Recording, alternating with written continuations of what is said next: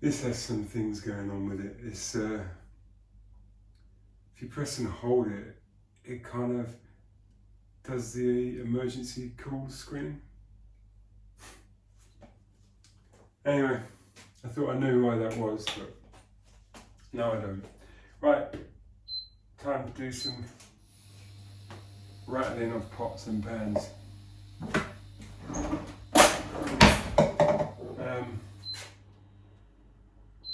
Just gonna make a, I don't know, if anybody else cooked it, I'd call it a casserole. This is coconut oil burning, but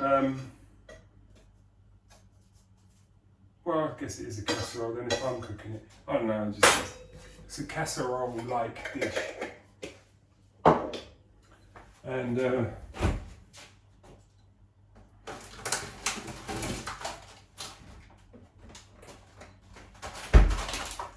quite a lot of meat in this one. There's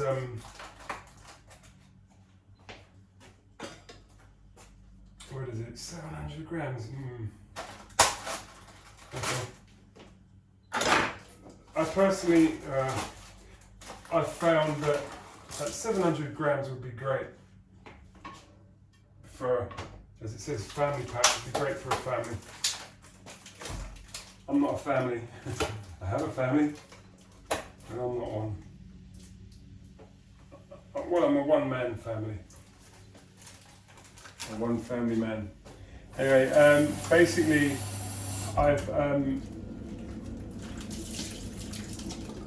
there's 350 gram pack or a 700 gram pack, and what I found is that with the 350 gram pack, it's not quite enough meat in there for, you know, there seems to be enough stuff there to make a couple of meals out of it for me. But it sort of runs out of meat, and I mean, ideally I suppose 500 grams would be about right, but anyway, this is 750, did I say, or 700? Yeah, so that's that. So that goes in the pan just to sear it, or seal it, or whatever.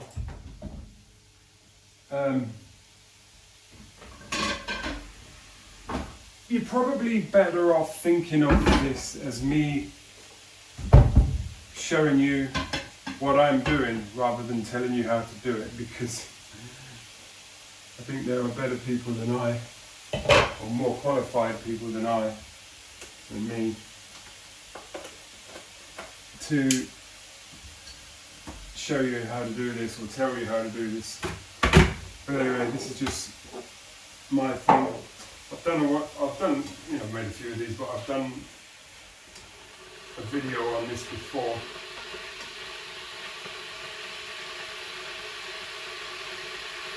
And so why not do another one? So I had a bunch of stuff to use up, so I'm using it up and wearing it out.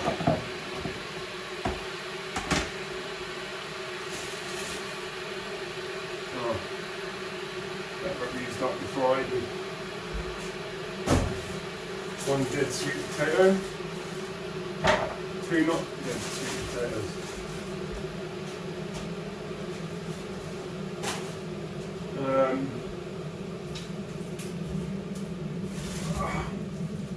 Do you know what? Oh, I know I've got a Swede. I was just thinking, I don't really have. Do you know what? I haven't really thought this out. Thought this through. Makes a change. Anyway, this I'm going to find the most weirdest potatoes because or the smallest. Oh, that one's kind of, it's big, but it's got some weird stuff going on with it. That'll probably do for those. I usually buy baking potatoes because you can pick out ones you wouldn't really want as baked potatoes and chop them up and use those. Of course you can't make a potato any bigger. So if you've got lovely little potatoes for your casserole and you think, oh, fancy a jacket spud, you can't, can you? Because it's the petit pois of the potato world. So, yeah, that's what I have to say about that.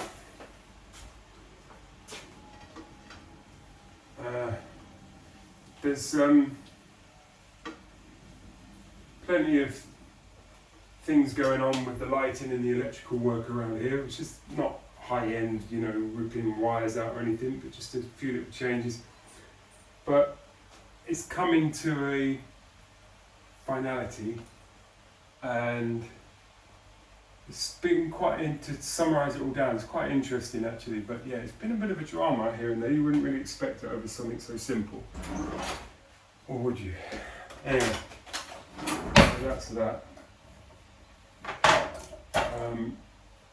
I don't have any carrots. I don't have any carrots. I'm not going to put celery in because it's just going to go mushy.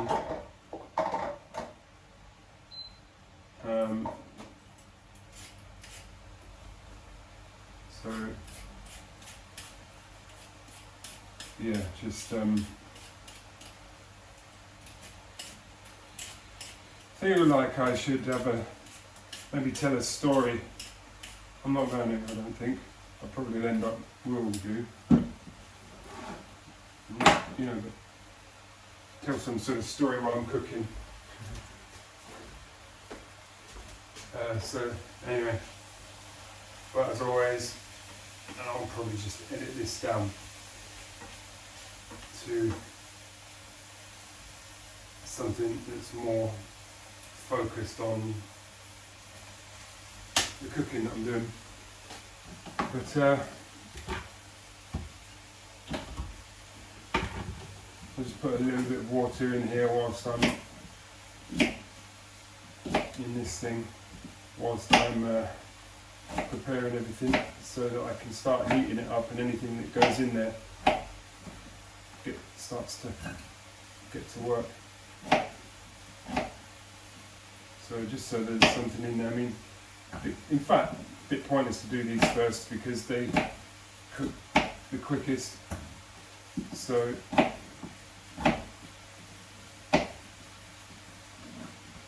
you go.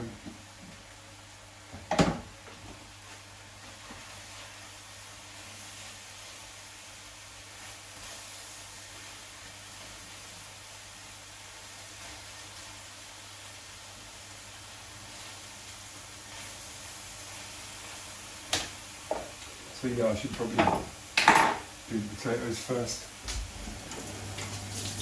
It's getting a little bit steamy in here. Let's just say misty.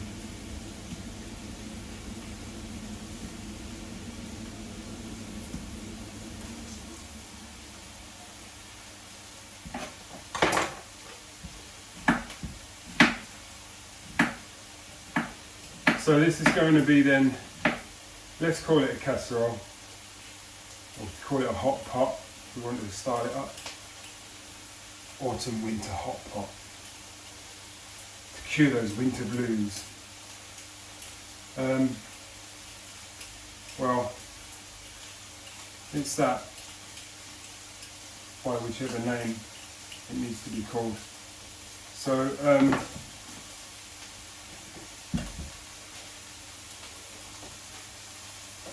these look like they're doing. There's two things with the extractor fan. One, it's noisy. The other thing is that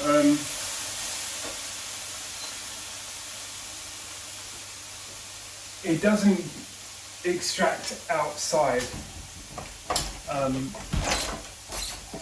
That was me showing far too much respect to my neighbours that hadn't even made themselves known or complained or anything. I just didn't want to be pumping, well, smoke if I'm cooking, or flavour if anyone else is cooking, outside by their window. That was a mistake, that thought. I did the same with the boiler. When I got the boiler put in, it was right on the edge of when they were going to condensing boilers, and I literally had a choice, and there wasn't a lot of difference between the two. And I found out that the condensing boilers pumped out steam out of the flue. And again, I was like, well, I don't really want that steam sort of going out by the neighbours. You know, on the one hand, it's quite sweet to be thinking like that, but I'm not happy about it. That wasn't the right, that was too much consideration. There was no need for that. I've ended up with a, well, let's not call it a 30% higher fuel bill, because I think that's all just marketing nonsense. But I'm sure my gas bills have been higher as a result of not having a condensing boiler all these years. And now, of course, rather than it being just a few £100 more than what I was paying anyway, it's going to be a few £1,000s, isn't it? So, not my smartest move, even though it was based upon a form of neighbourly consideration that you don't necessarily find everywhere you go. But you do find it around here, but I don't think anybody would have even thought for 1 minute about me when they were faced with that decision. But anyway, there you go. So as a result of that, the fan doesn't go outside. I don't really know what it does. It just sort of billows, and what does it do? I mean, it's, yeah, anyway. And the boiler isn't a condensing one. So that's something that I would rectify as soon as I can. Not that I want to be paying out for a boiler right now. But when I dropped the ceilings down, I had the option to run it out again, because I thought there was a, I don't know if you can quite see, I thought there was a little flap in there so that you can have it recirculate or have it go out. I'm not sure, I'd have to have a look. But I could probably put, you know, backwards engineer it so that it does go out. That would probably be a good idea. Because right now in winter, you know, well, it is winter, isn't it? Mid-November. I've got my window open because it was steaming up in here. It's not going now. I've finished whatever, searing, browning. Yeah. Pellets of diced lean, 5% diced lean beef, which I got from Lidl actually. So, and it was, I think it was $5.99. I have to say, I've been a bit of a Waitrose fan and John Lewis fan for a good number of years. Let's say even marginally into the, you could measure it probably in decades. But right now, in a bit of a economy drive, I'm not going there, I'm going to Lidl's. And there's, you know, it's amazing. It was through somebody else actually. I was shopping in Lidl's for somebody who shops there normally, so I was picking up some stuff. And you know, you get a bag of shopping in Waitrose, it's 30 to 60 quid depending on what you've put in there. But generally speaking, you know, you just do general stuff. I had these 2 bags, two bags brimmed to the top in Lidl's, and it was like £24.22 or something. I was like, you've got to be kidding me. I could hardly carry these 2 bags. I'm like, I've just spent 20 quid on shopping. And so that caught my attention, and also did a little bit in Aldi, and same thing. Personally though, I find Aldi feels a little bit more like a cash and carry. and I just feel the sort of economy more. Lidl's almost, this is just my opinion, but Lidl's almost feels like a supermarket to me. Still, it does still feel a bit pared down, but I think in Aldi, it almost feels like, I mean, I'm a member of Costco, it almost feels like, okay, I'm going to get a shopping trolley full of toilet rolls, and the missus is going to get a shopping trolley full of industrial sized baked bean tins or something like that. And yeah, just I've just felt that there's a few things in there that I like, but generally I feel that it's too much of the time where I really feel like I'm not really exchanging with myself. You know, I'm reining myself in too much. Where you sort of eat something thinking, yeah, I saved money on this, didn't I? That's how I feel about it. That's not really a criticism of Aldi. That's just how I feel when I go there. But to anybody who hasn't tried it and they need to save some money, I would say go and try them both, because you will save money if you know. For me, things like Morrison's and Asda, they feel like supermarkets to me, even though I'm not that familiar with either of them really, particularly Morrison's. But Lidl's is starting to. Aldi still feels a bit like a warehouse to me. Yeah, anyway. But I do find that what I like about Waitrose is that it kind of feels like you're being generous with yourself. Marks and Spencer's obviously the same sort of thing, but for me M&S is all about sugar infused everything. And whereas in Waitrose it doesn't, it's probably Marks and Spencer's a bit more luxurious than Waitrose probably, just about. But it just feels like, although they've got those, it's just like the adverts say, it's got those legendary, you know, some of the things in there, some of the puddings and even some of the meals, some of the things they put together that you can buy in there, quite interesting. Dinner party stuff, you know, where, I don't know, you can buy lamb that's already been wrapped in bacon, rolled in stuff, whatever, you know. You just look at it and you think, wow, it looks like a chef has handled that. And that sort of thing I think is nice, but I still get the feeling it's all, yeah, that's the word, very rich food.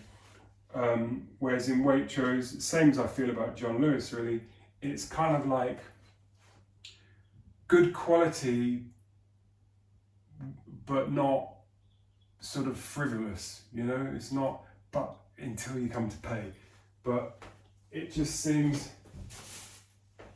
it's a bit like you have a luxury, you know, like a Rolls Royce or something, which is obviously it's really nice, but it's very almost over the top with its magnificence, you know. But then when you get something like, you know, something like a BMW,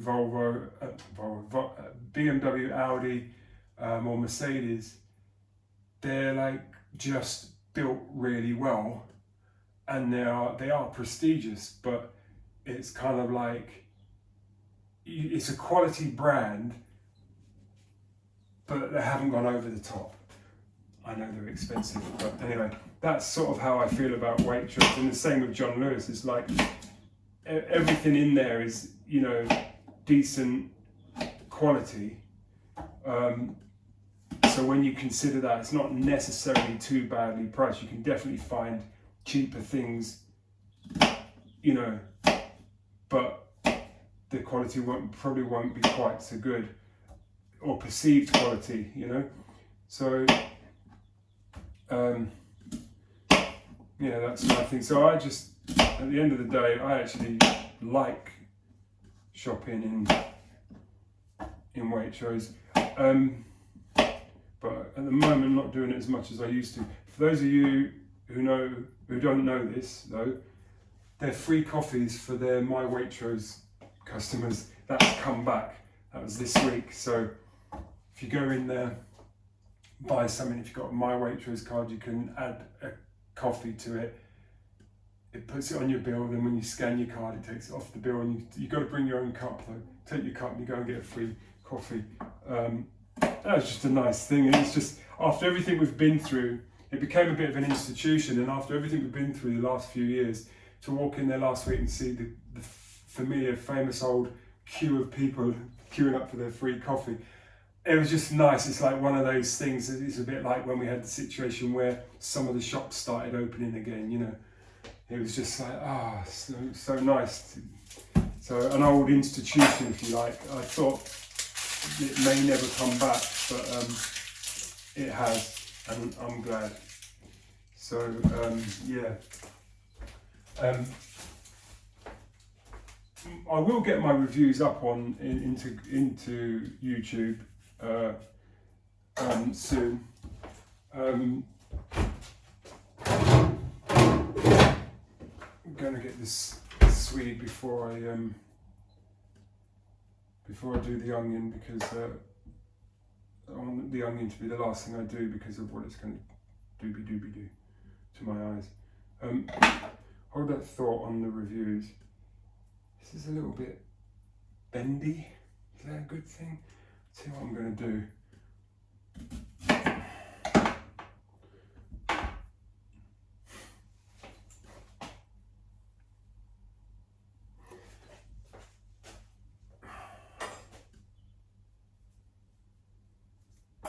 I'm not so sure I'm going to eat the really bendy bits.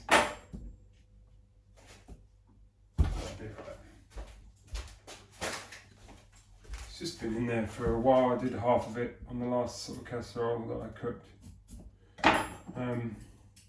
Or less than half, but anyway, that's just how I cut it. I took a running jump with a big blade. And glad I did it that way, because my accuracy was poor enough to not cut it in half. So I'm glad I didn't have anything I treasured in the local vicinity at that time. Right, so yeah, on the reviews, sort of just one little point on that is that I will put them up there soon. I'll have to make them. There's quite a few of my reviews up on Google, particularly I think they show on Google Maps. A lot of people have seen them. A lot of people see like something like 3.5 million views of my photos that's up there. So that's quite a thing. So I want to bring that to this channel. So I will do that. So, but in the meantime, what I would say, just to round off that sort of little thing about my own take on, it's not really Lidl's versus anywhere else, but anyway, whatever. But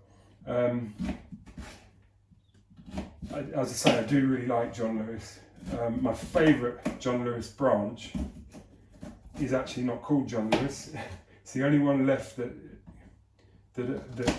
isn't called John Lewis, and that's Peter Jones on Sloane Square, which is just, I love that. I mean, I have to say, I really hope this retail thing turns around, because I mean, it's nice buying things online all week. I've had deliveries from Amazon, you know, but it's just nice to see those shops and obviously the small businesses in particular, really. But I don't know, maybe it's okay, but I just started to worry recently about the idea of that closing down. I mean, that will really be a loss for a lot of people. You sort of get the idea when you go in there and it's not busy, you just think, oh, it's like the clock is ticking, you know, or talking. It's that close, as someone used to say. So basically, this is the Swede, by the way. Just going in there. But yeah, I that is my favourite one. But there's 3 other places I want to give a mention to, in terms of big, you know, marquee sort of stores, if you like. One of them is Selfridges, which I like. I do like it. I don't like it that much. It's nice enough to go in, especially at Christmas. I haven't been on the Oxford Street one for a little while, But they used to have the top floor open. They had it done up like a ski lodge up there once. It was fantastic. I actually went on a date up there. It was a really nice date actually. We had a really nice time, and it was a bit. This is a bit of a Jedi moment, but they had an everyman theatre in the basement. Yeah, all right. Let's say on the lower ground floor because it starts to sound a bit whatever. But I went in there. And it was so funny. I went in there and I sort of was scoping it out. So what I tend to do is, go and check places out and go back for a proper sort of visit at a later date. And I went in there and I sort of had a little look around at the cinema. I thought, where would I want to sit in this cinema? I thought, I probably want to sit about there. And I remember thinking to myself, but especially by the time I'd gone up, I'd looked around the store and then I'd gone upstairs and I'd had a look at the terrace, if you like, which is obviously, it's on Oxford Street. It's really lovely. Got some great photos of that. Maybe I'll put some of them up. I probably then went back up there to have something to eat. I think I did after checking out the place in general. So I think I went up there and checked that out, then checked the rest of the store out, and then went back just to get a burger or something, check out the menu and all the rest of it. And that was really nice. And I remember thinking to myself, I was single at the time, and I was thinking to myself, I really think I need to bring a date here, and so just it was like one of those genie moments, because I don't know exactly how much longer it was, but it wasn't very long. It might have even been within days or something. It was my favourite coffee shop in Rickmansworth. It's gone now. It's Harrison Hall, which you'll find in the Tesco's things. It's not quite the same, but there's one or two still left that are not in Tesco stores. But it's really, for me, it's really lovely coffee, really fantastic coffee. And I used to hang out really in the one in Rickmansworth while it was there. I've still got, in my office, I've still got a picture of the staff, all signed by each of the staff. And they actually, one day, one of them, I didn't know this, but he saw me coming in and put one of my songs, he was in the kitchen, but he saw me coming in, he put one of my songs in, played one of my songs from their playlist or whatever. So that came out while I was in there. And it's quite funny because there was I went up to this girl who was working there, so she was behind the counter or whatever. And I looked at her, I said, did you see me? Did you know I was coming? Or something along those lines, thinking it was her that she'd seen me and thought, I'm going to put on his song. Because it was so nice to sit there, have my coffee, and all of a sudden one of my songs comes over their sort of internal radio thing. And anyway, she was like, deadpan, like, no, why? I said, nothing. She said, this was a lovely moment. She was probably into her heavy rock, maybe even metal sort of stuff. And she said to me, I think I said, did you put this on for me or something like that? She went, no. She said, it's ambient dance. I hate ambient dance. I just cracked up. And what was really great about it as well, obviously that's her honesty, so there's no like, oh, it's really good, yeah, I didn't realise it was you, oh, it's really nice, is that what you do then? There's none of that. She had no idea. So with it playing, I Shazammed it, and I said, let's see who it is. And she was like, yeah, okay, whatever. So I come out, and as I Shazammed it, I turned it around, and the album cover, if you like, is me. And she realised, and I thought she's going to be like, oh my God, I'm so sorry. And I'll be like, I genuinely don't care. I have no problem. It's just nice to hear an honest reaction sort of thing.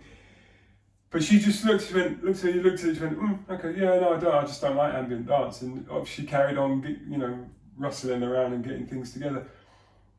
And what was great about that as well is that was probably about 6 years ago, 7 years ago, maybe as many as 10 years ago, I don't know. But the song was over 10 years old by then. And it was recorded here in my loft in almost minutes really, using video editing software from Macromedia, which was Sound Edit and Deck 2, the two things, and that was basically for chopping up music for your videos.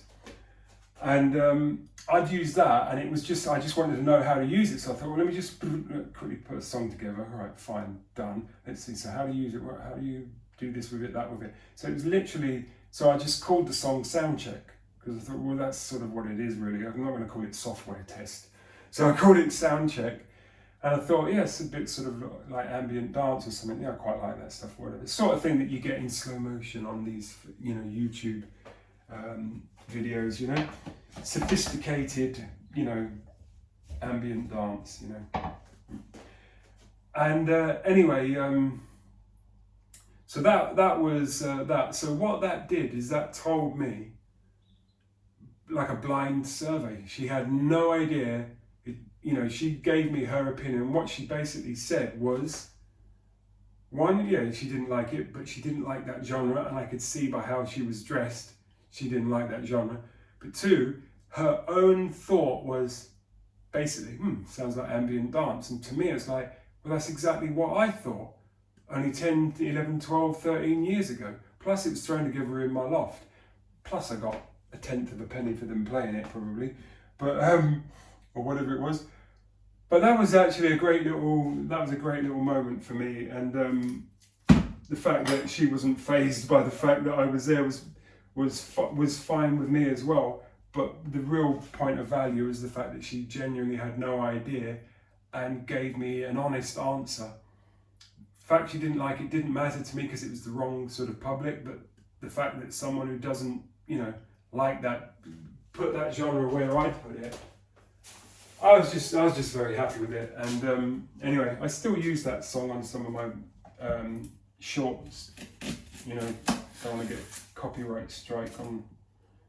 Believe it or not, if I put it, what will happen is the guys who distribute it for me, if I put it in this video, they'll go to YouTube and say, oi, some guy is using one of our songs, of course it's one of mine, but an artist that we represent, one of these songs, so we want money for it. So YouTube say, okay, fine, yeah, we'll give you money for it.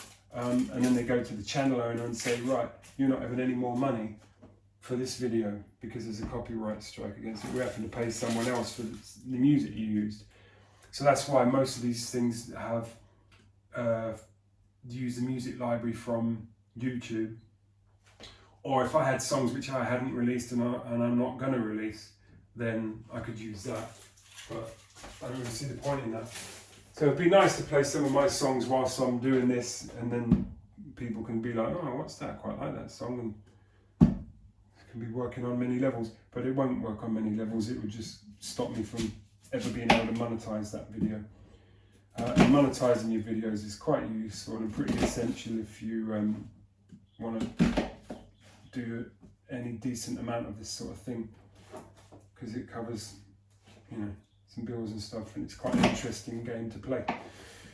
So anyway, that big long digression was based upon this thing of the reason why was because in this coffee shop, Harrison Hall in Rickmansworth, when it was open, on a Friday night for a little while, they had like an open mic night, sort of a jam night.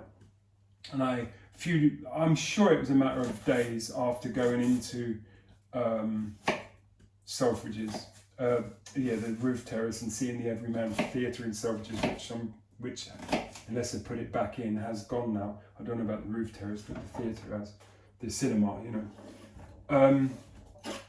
She basically, within a few days of that, there I was at Harrison Hall at their open mic night, and there was a woman there, a French girl, and she was singing some, almost like, is it Eva, I can't remember her name, but you know, Eva Peron, not Eva Peron, but anyway, you know, traditional French sort of wartime or pre-war, pre-Second World War sort of song. I just caught the end of it. She's wearing this big red dress and black hair and big red lipstick.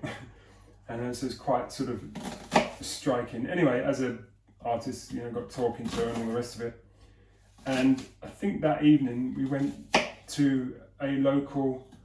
I think I wanted at the time. I was looking for someone to sing a bit of opera on the intro to one of my songs. A song called Splashdown, which is not really available at the moment. It's an old track, and I don't think I've really got it anywhere for anyone to listen to because it's just I haven't recorded it properly.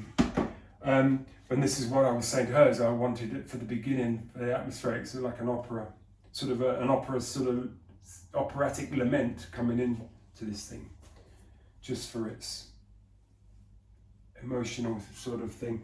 I also have I have some ideas for other visuals on it. Anyway, that's another story. But so I got talking about that. Anyway, we got chatting, all the rest of it, blah blah blah, and I had a coffee or a juice or whatever I had because I don't drink. But we went to this pub in Rickmansworth called the Feathers. So that was great. She introduced me to that pub. I don't really go in pubs, but that place is a cool place. I've gone back there a number of times, not for a little while now, but a number of times since, and it is just a really nice place. So there's the landlady that runs the place is typical landlady, you know, she's not going to take any nonsense. She's a tough cookie, but really nice, and the food in there is good as well if you want to have something decent to eat. Anyhow, so that was nice. She showed me that, and I think it might have even been that weekend, but maybe it wasn't. But certainly very soon afterwards, I found myself, I took her on a date, and we went to Selfridges during the course of the day. Went around London, looked at various different things, went to Selfridges, and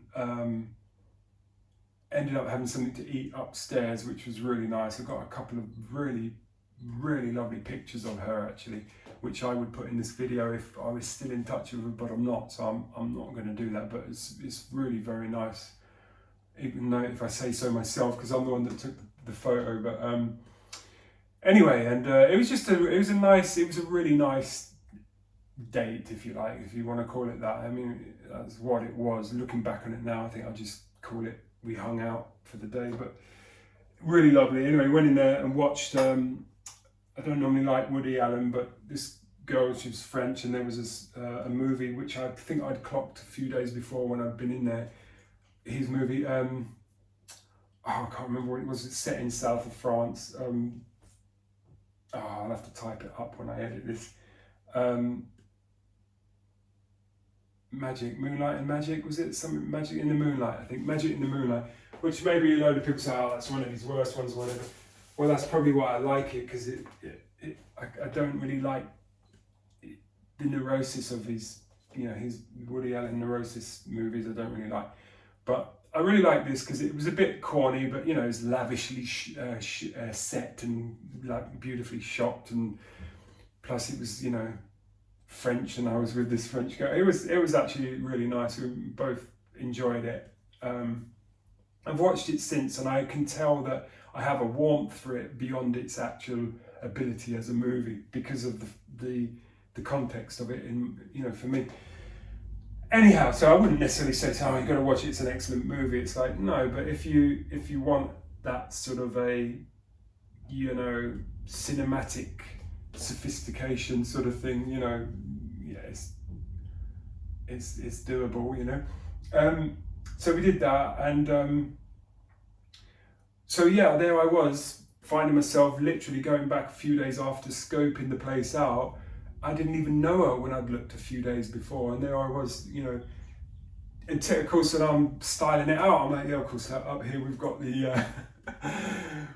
the ski lodge bar, and here we've got the theatre. Anyway, so yeah, I went to a movie with her, and she tried on a dress, really nice dress. Got a lovely picture of her in a big, kind of like a black cocktail dress sort of thing, or black, almost like a ball gown.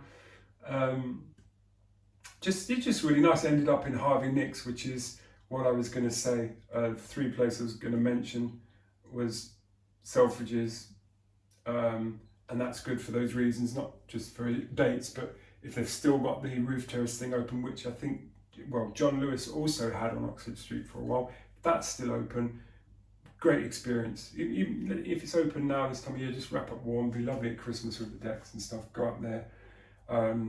When Selfridges had this sort of ski lodge thing, of course they throw a nice blanket you can put over your knees and around you, and you sit there in the London skyline having a hot chocolate and a burger or something like that. And I've never been skiing, but I've seen Facebook, right? So I know what skiing looks like, if not to the naked eye anyway. So we went to Harvey Nichols, went up to the 5th floor bar, I think it was the champagne bar up there afterwards. I had a drink, she had a drink, and that was pretty much it really. It was just a really lovely night, and I got to share with her my favourite things really, because I really do love Harvey Nichols. I absolutely love that place. I wish I could just walk around there and hang out there, not every day, but all day for a good point, for an amount of time that would start to wear on those who, particularly the security. It's like, mate, what are you actually doing here? It's like, just soaking up the vibe, Yeah, that doesn't have a barcode. Anyway, it's very nice, and I got to a point where a lot of the guys in there knew me quite well. The marketing manager decided to give me he entered me into a competition, but I kind of won it, and it was free tickets to Jessie Ware. A friend of mine who's a woman that I've known for quite a while, she introduced me to Harvey Nichols because she had an appointment there one day. She had to do something in London. She said, "Can I stay at yours?" "Yeah, fine, stay at mine." And she was like, "Do you want to meet up in London after my appointment?" I was like, "Yeah, okay, fine." So I went in there, and she said, "Well, I've done my main thing, but I've also got some makeup or facial experimentation appointment or something like that in Harvey Nichols." So I was like, "Okay, fine." But it was great. I mean, let me say, I'm not into wearing dresses, but I do love looking at them because I just love to see a woman in a beautiful dress, So I'm quite happy looking at women's clothes in a place like that. But anyway, we did a bit of that, and then each floor we were going up, it was fine, and got up to the 5th floor bar, and I was like, this is mine. This is my gaff. I'm having this. Sat down, made myself at home, and I just ended up hanging out there so often after that. I've got some fantastic stories really from there that just nothing headline grabbing, but just really, really nice nights I've spent in that area, mostly around Harvey Nichols. But anyway, so when I won these Jessie Ware tickets, she was doing like a private performance at Harvey Nichols, and all the champagne was free and everything. I was able to get hold of my friend who had introduced me to the place and say, "Look, I've got 2 tickets to see Jessie Ware. Do you want to?" And I have to say, I'm not even being coy here. I know I'm supposed to be a musician and everything, but I did have to sort of do a little bit of Spotifying to sort of think, oh yeah, she's sang that. Oh, that's cool. Anyway. So yeah, I got to see Jessie Ware. So returned the favour, if you like, with my friend, by taking her, and she did have some champagne, and I didn't. And then I think we went to Beecham Place, just around the corner, to the Pizza Express there afterwards. I mean, just a really nice, a typical Chelsea thing to do, to be honest with you. But I haven't lived in that area for decades. But anyway, so Harvey Nichols I absolutely love. And then of course you can't really mention that area without talking about Harrods. Harrods, what I would always say to people about Harrods is, don't buy anything in Harrods that you can get anywhere else, because you'd be paying more for it. Unless you're willing to do that. But to me, you think you go down, even there's strawberries. How do you get strawberries so big? So there are things you get in Harrods that you don't really get anywhere else, but you certainly get the vibe. Harrods is a bit more Rolls Royce, Harvey Nichols maybe is Bentley, Harrods Rolls Royce, but to me again, it's a bit like M&S. It's like you Do you really want to base your entire repertoire on just that store? I mean, for me, it's somewhere where you go to add a little bit of sprinkle, to sprinkle some toppings onto your whatever it is you're doing, But there's some great places to eat in there. Some of them outside overlooking the terrace, some of them outside on the terrace at ground floor level. The Macaroon Place Lottery.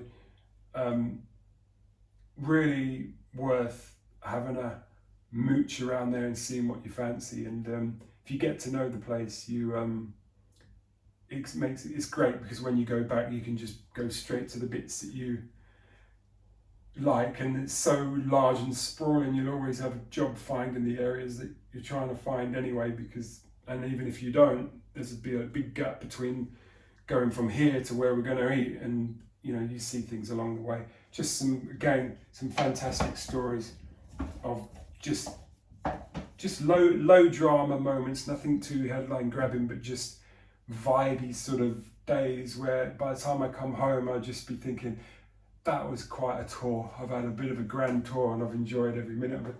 So that's what I love about those. And for me, John Lewis is more about, that would have been back in the day as like my basics and Waitrose, but then for that added extra, Harvey Nichols I would lean on quite heavily, but a little bit of Harrods, a little bit of this, a little bit of that. I do love the Ralph Lauren flagship store in New Bond Street. That is great, and they make nice coffee in there. Ralph's coffee, that's actually really nice coffee. Cappuccinos is normally what I'd have when I'm out, and I like them to be flavourful, about 86 degrees, and so not burning you, and creamy as well, and not just watery foam with a little bit of overburnt coffee at the bottom. So I can sort of tell. Carpo in Knightsbridge, there's a few of them, but Carpo coffee is splendid. A good place to hang out, actually, for a while. I did a little bit of that. So the bits and pieces, the old, not Hollister, well, it's Hollister, but the other one, Abercrombie and Fitch, the old, just pretty much quite almost next door to the Ralph Lauren Bond Street floor store, flagship store, but it's gone now. The Abercrombie and Fitch one is now gone. That was at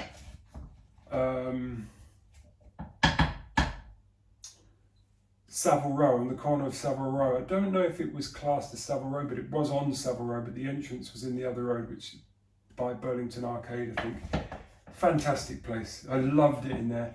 The thing about Abercrombie, the clothes, the fit, you have to check the fit. Sometimes they're a shape that you didn't think people were, but even male models, you think, well, I don't know anybody who's that shape, but okay, fair enough.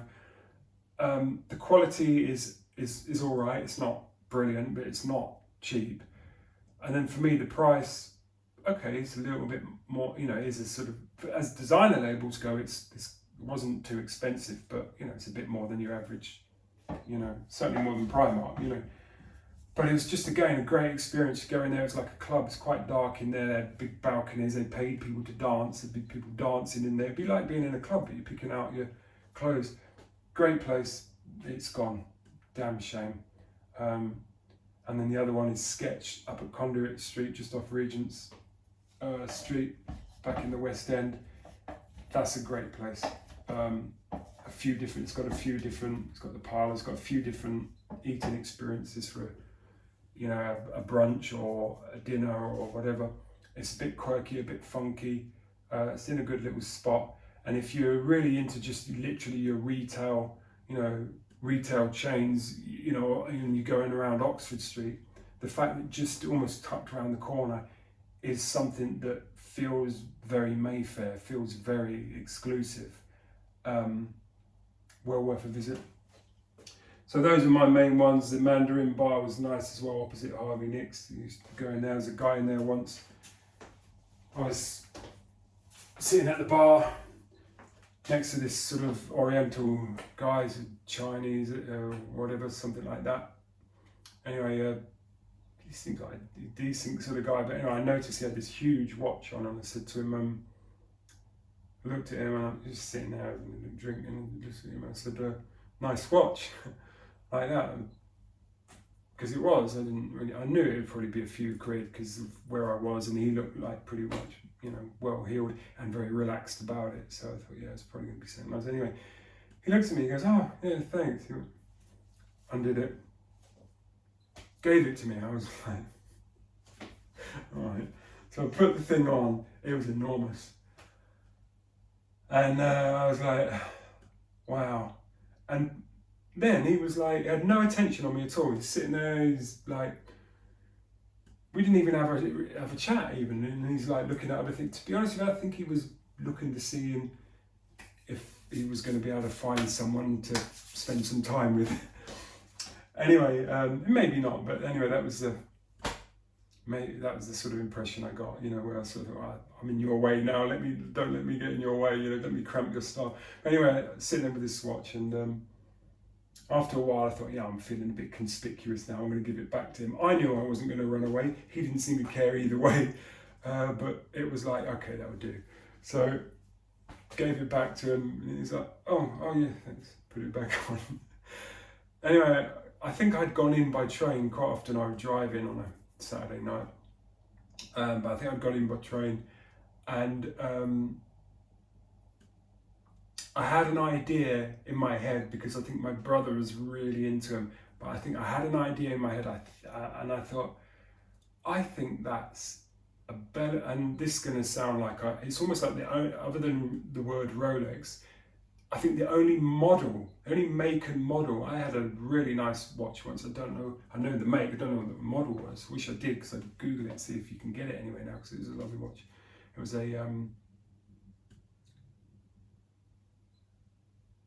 it'll come to me in a minute, I was going to say Gouloir, like the old cigarettes, it was, oh my word, Longines, don't even know how you pronounce it. I had one of those, but I don't know what model, but it's quite unusual for one of them, or for any watch, it's fairly unusual, but anyway. But so the only watch I think I know the make and model name of is a Bell & Ross Tourbillon, because I think my brother had shown me some months or weeks or something before, and this is the one, And I looked at it and thought, yes, you certainly know it's worth a few quid just looking at it. And this thing weighed a bit, and I thought, I bet it's that, and I googled it and it was, and I looked and it was like 16.5 grand.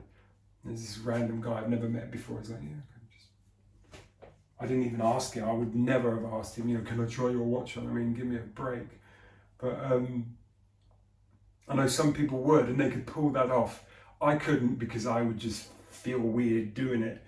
It wasn't even on my mind, it was just it's like, nice watch. It was, I could have just said it in my own head if I wanted to, but now I'm relaxed enough to share it with him, my thoughts about his watch. Anyway, but I've got so many, those sorts of things for me I just like that sort of thing. It's like I say, it's low drama, it's low intensity, it's not some banging, hammering night. It's just, to me, it's all about the conversations and the types of people that you ended up bumping into and rubbing shoulders with for a little while and stuff, and then you withdraw, you come home and you reflect on it and think, that was pretty satisfying that evening. Yet again, always turn up and wing it. Never really used to spend that much money. When I did, I think I always got value for what I spent, and that was partly done by knowing what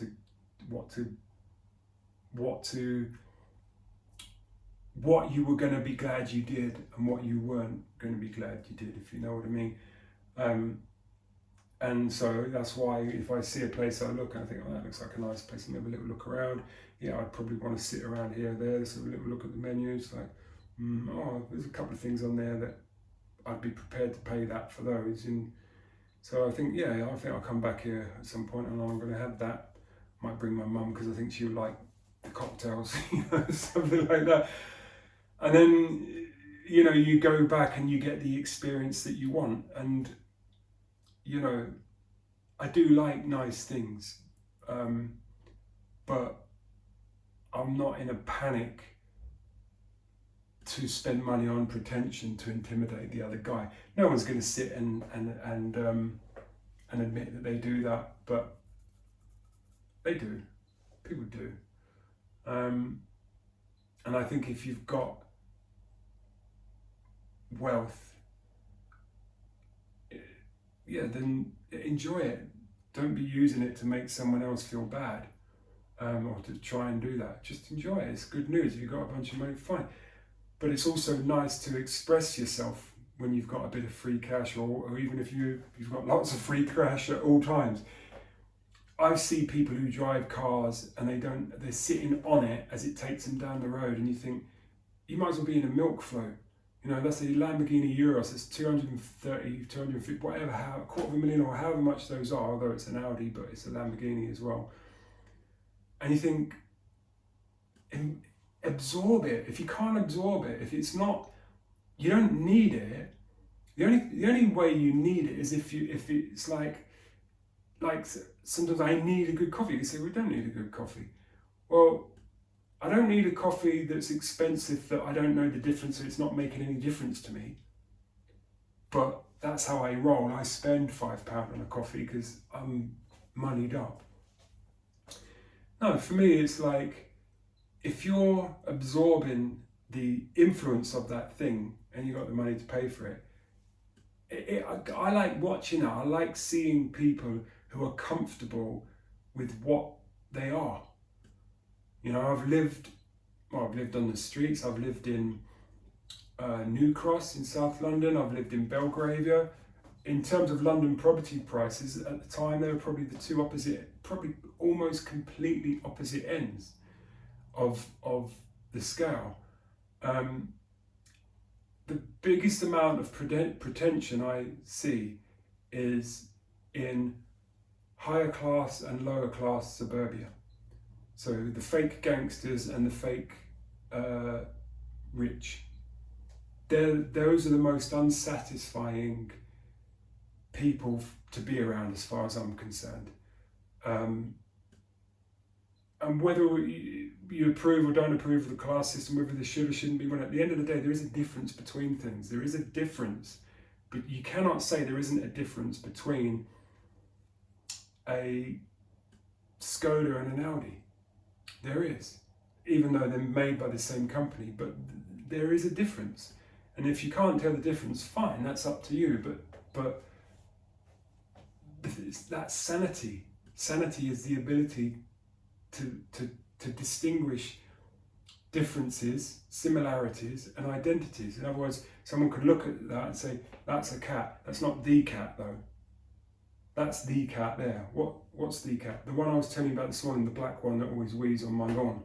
Oh, that's him, yeah. That's not. Yeah, well, I know, because it's not a black cat. All right, we're both sane then, aren't we? But if you're looking, thinking, all cats are cats, you know, catalytic converters, cat woman, cat back delete, you know, there are differences between things. And if I can't tell, you know, walking down the street in something someone's put me in because it's got a label on that I think is going to intimidate someone or make me a part of a group that I don't even understand anyway. It's not a communication, is it? So that's what I mean by absorbing it.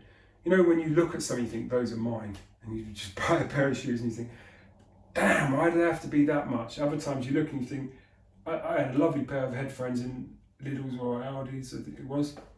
First pair of noise cancelling ones I ever had, I think they were $19.99. It's like, when it's gone, it's gone. There wasn't even a box. I'm like, those aren't coming back in stock. Grab it now. It was great. Eventually one, which was quite weird, one of the ears on it went, which is weird because I had a really nice set of wired headphones and one of the ears kept going on that. It's like, it wasn't the cable then, was it? It just seemed to have this thing where, and then the left or right goes on my headphones. But, you know, I've got a nice set of Bowers & Wilkins headphones now. I had a nice set of Bowers & Wilkins headphones before these ones from Audi or Lidl. But the first set of Bowers & Wilkins B&W speakers I had headphones I had were absolutely fantastic. They're called P5s. I had them in cream. Got a good price on them. in Harvey Nichols actually. I was shopping online while I was sitting in there having a drink one night. I was very happy about that. And I tore the backside out of that. You'll find pictures of me wearing those things everywhere. And then I thought, well, maybe I should get noise cancelling, maybe I should get wireless. And I thought, I don't really want to spend that much money on those without knowing what it's going to be like. I ended up with these 1999 ones. They're absolutely great. They've done their job. And eventually I had a set of B&W ones, which I paid quite a bit of money for. I'm not sure they're any better. They were actually, but it's like, I can't really tell the difference. So at that point, I think even though I love B&W speakers and headphones,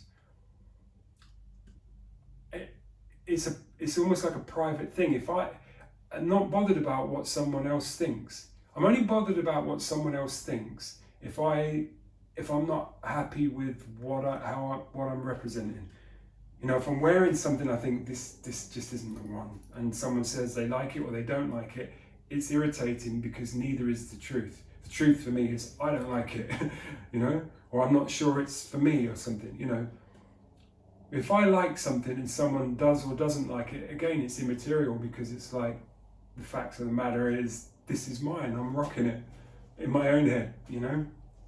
If it's a hat with a windmill on the top and everyone's crossing the street, well, fine. But if I like my hat with the windmill, I like my hat with the windmill, don't I? So, and that's how I feel about most things, really. If I'm paying more for something, I need to have the money to do that. But also, I need to feel confident that I'm going to get a return, you know. And the analogy for that is Charlie and the Chocolate Factory. You know, he had no money, he had this one chance to make joy for himself. That was the way it was written. One chance to make joy for himself every year, and it's like, well, it's going on a Willy Wonka chocolate bar then. It's as simple as that. And that's the same as we're supposed to have had this recession for so long now, and finally it's apparently about to come or whatever, and there are certainly signs of it. Blah blah blah, but you still find people finding £1,000 for a mobile phone. You know, when you can get one for free or for $9.99, and I think most people are the same. I don't think I'm alone on that. Is at the end of the day, people are, you know, most people will put their money into something they feel they're going to get a return back out of.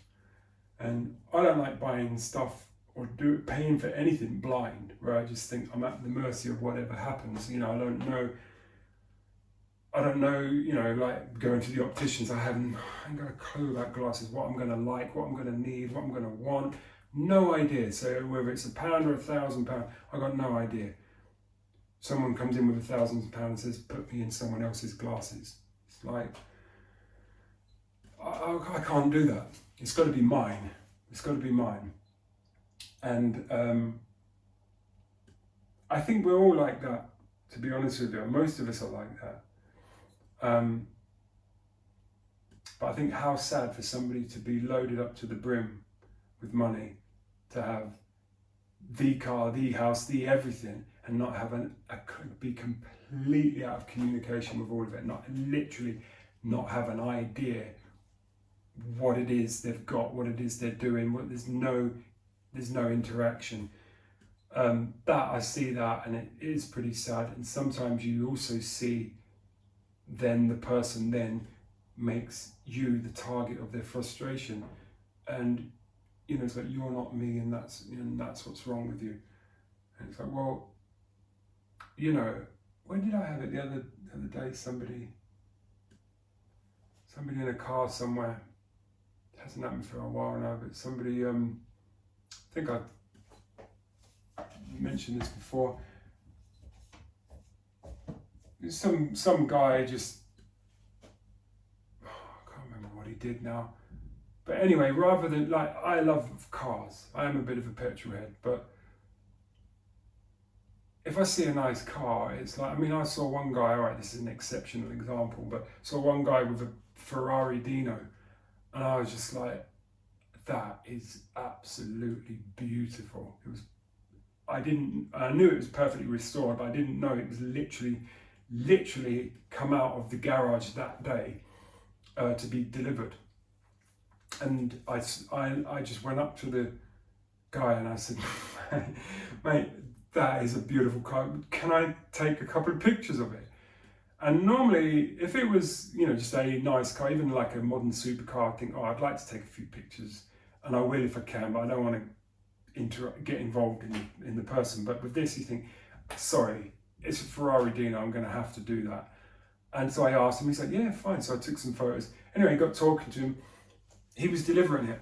He was delivering it for the owner, and the owner had said, can you put a few hundred miles in it? Because I think it had been rebuilt, the engine. So he had to put 500 miles in it. And they're tiny, they're just so tiny. Got some photos of that. And that's what it's all about. That's the enthusiast. Celebrate it. He might have been busy. He might have said, mate, you can, but can you make sure I'm not in them if you're going to put them on Instagram, or don't put the number plate in, or he could have said something, or he could have even been a miserable old git. It could have been anything. But at the end of the day, to me, it's a celebration. That's what it is. At the end of the day, if you've got something nice, enjoy it. Don't use it as a weapon to make the other guy feel bad about himself. What is that? I don't get. I mean, there's all kinds of karma stuff attached to that, and it just like a downward spiral. They end up feeling worse. They decide that it's because of that guy that they've just put down, and they just go lower and lower, and it just makes a misery of it. But I like going in nice areas where everyone's got pride, and in terms of they've got the money and the understanding of what they have had to really create on their property. So you go down and you think everything's pristine, it's beautiful. Their own take on how they want their garden, or how they want what colour they've used, or whatever. To me, it's a celebration. It's something to create. I'm not a house, but I can create on one. And to do it, the old, Privet Drive Harry Potter thing, to do it to intimidate the other guy is just sad. It just shows how out of communication you are with yourself, what you have, and with other people. And got news for you, you're making it worse by what you're doing. And the other thing I would quickly say is that don't assume that people don't want to talk, because what they're doing is the same. They're assuming people don't want to talk. So you get two people assuming nobody wants to talk, sitting next to each other, saying nothing. And I'm not saying, I've seen an Australian guy on an underground train once handing out sweets to everyone. That was so Australian, it was just beautiful. I love that. It was like a Crocodile Dundee moment. But I'm not saying it always has to be like that. And to be honest with you, if you're going to work in the morning, you're sitting on the train in rush hour, you might just be like, mate, I'm not feeling it. I know what the weather's like, can you not talk? But there are times where you just think, break the ice, someone. And when you do, it's amazing to see the other person just like, and maybe the conversation runs dry, but yeah. So anyway, there was a big long digression there, but this is my food. I've got to boil some water.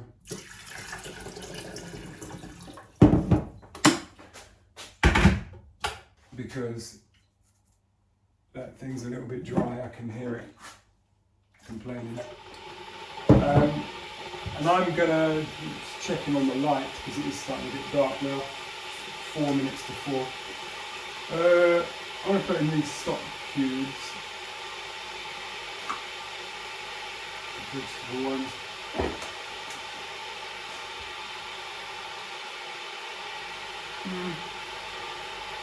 I'll tell you what I'm going to do. I'm just decided, because I'm not sure about these ones, I haven't had them before, I'm going to just put one in rather than use up all of the other ones and then end up only having these and then finding out I don't like them, which is unlikely because I would just eat it anyway. But anyway, that's what we're going to do. So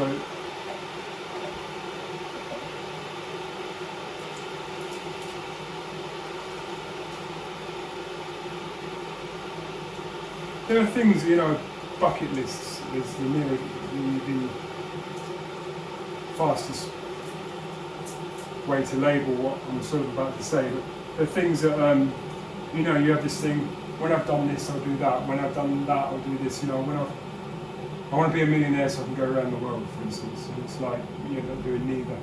Some other guy says, I'm just going around the world, and he does. And maybe he becomes a millionaire, maybe he doesn't. Maybe that's the thing to be, maybe it isn't. But the point is, it's amazing. I thought to myself, one of the reasons why I wanted to be a musician was that I wanted to tell my story. And so I find myself waiting until I've got the audience in order to tell my story. And what that means you're on target for is someone else ends up telling your story and you ain't there to see it because you're the reason why he's telling the story. You're in a box, mate, about to get burnt, and he's telling your story. Oh, I've known him since he was 4, and the funny thing about Paul was he always... So I sort of think, it might sound a bit morbid, but I'm just trying to make the point of like, do it now, don't make it conditional. And that's what the bucket list sort of thing is, always wanting to do this, that, the other. So it's like, there's some things, I don't know what, I tell you what it's like. It's a bit like some of these comedians where some of them, they're not necessarily really funny, some of them really are, but let's say someone like Billy Connolly, there are times when that guy hurts me. He's so funny. I mean, I'm just literally like, you're going to have to stop. I'm going to inhale my own lung or something. This is like, just pack it in now. My God. He can be an extremely funny guy, but do you know what I love? When you've had those moments with him, on TV or whatever, then the warmth from that guy is a beautiful thing. He's got so much. He might be swearing like a trooper. He might tell it like it is. He might give you some descriptions of things you're really thinking, this had better be funny now, Billy, because damn, I didn't want to have that in my head, But he always delivers. But the thing is that it's like he is warm, and I don't know what he's like if you know him personally or whatever. I would say he probably still is. Him and Pamela Anderson were together was it Pamela Anderson? Yeah, I think it was, wasn't it? They were together for a long time, and I think you can sense, I've seen him talk about her since, and there is still a warm thing.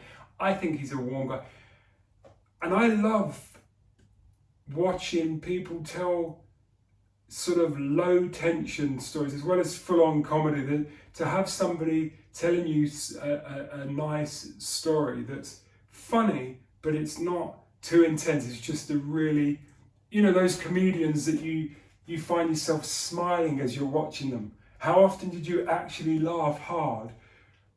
Not that often, enough, but the rest of the time you just sat there just watching, admiring the presence of that person and their distribution of their message. And I think I've had quite a lot of nights like that. Probably nowhere near as many as I should have, but the fact that I can go into London on my own, turn up somewhere. I mean, you could sit and say it's above my pay grade, something like Harvey Nichols or something, but it's not really, because I can have the place. I'm quite comfortable there, so it's not really, to me, it hasn't got very much to do with money. I'm not paying the rent there, do you know what I mean? But, I'll go in, I'll buy some things, I'll do some stuff, I have an enjoyable time. But I can do that, end up finding myself, by the end of the night, I've ended up getting invited to a club or something, and I've gotten in for free or whatever. and I've just been a bit of a sort of fly on the wall, just watching people go about their business. And I think because, especially women, because I don't drink, and because I'm not pouring all over them and trying to get a handful of something or whatever, I feel I get the best out of them. They're probably looking for a guy. They'll be looking around trying to find someone to whatever. But I had one time where I left, 5 women asked me to go over and join them for a drink. And they probably wanted me to buy the drink, and I didn't realise that till afterwards, and that's not what happened. But I ended up giving 2 of them a lift home. Nothing happened. They knew nothing was going to happen. And to me, that was a richer experience than trying to see which ones I was going to, whatever. Different game anyway. I'm not going to say it's better or worse, but for me, I know, what I prefer. And I've just got some nice little anecdotes really from just fun evening. And to me, it's about the characters, and what I love about London is it's so full of people who have got something to say for themselves, so full of characters, so full of people who aren't a replica of what they thought the other guy was. Replicas are bad enough, but if you notice people who are copying something, it's always a really bad copy, or they copy it absolutely perfectly, but they have no idea what it is. I see that sometimes with singers. You get people who, when they're singing, it's like they're not singing, they're acting. They're actually gone into the persona, they're copying the voice of someone. And it's like, I don't know if you put them on a meter, how they probably did hit the notes, but somehow it's not singing. It's like, it's acting, it's copying. And not even if they've got a distinctive voice, you just think, yeah, but it's more theatre than singing. And so when you've got someone, I know, like, I loved it in New Cross, go down into Deptford or Peckham, and there's big mamas, with their basket on their head and wrapped in something that's 17 different bright colours, all the colours of the rainbow wrapped around them. And it's probably a cold day, and you're thinking, how can you be warm in this country when you spent all that time in Africa? Do you know what I mean? It's just, back in the day in Notting Hill, every house was a different colour, It's just, we talk about, the culture thing, but a lot of the times when I've gone away, I've been focused on what I'm doing. I'm not really gone away for a holiday or anything. It's nice to be in another country. It's nice to see different things, but you can quite often stay in your little bubble. Every airport is the same as every airport. Every hotel is the same as every hotel. It's still nice to be away, maybe, but if you happen to know someone in that country and you hang out with them for a few days, it's a whole different experience, right? And I understand if you think, oh, I've got 2 weeks off this year, I'm not going to spend time figuring out where to go and what to do, so I'm going to this country and I'm going on all the tours because I want to make sure I see what's in that country, rather than come back and think, you didn't see the Trevi Fountain, you didn't see the blah, you didn't see this. So I can understand that. I do understand. I'm not knocking that. I'm just saying that,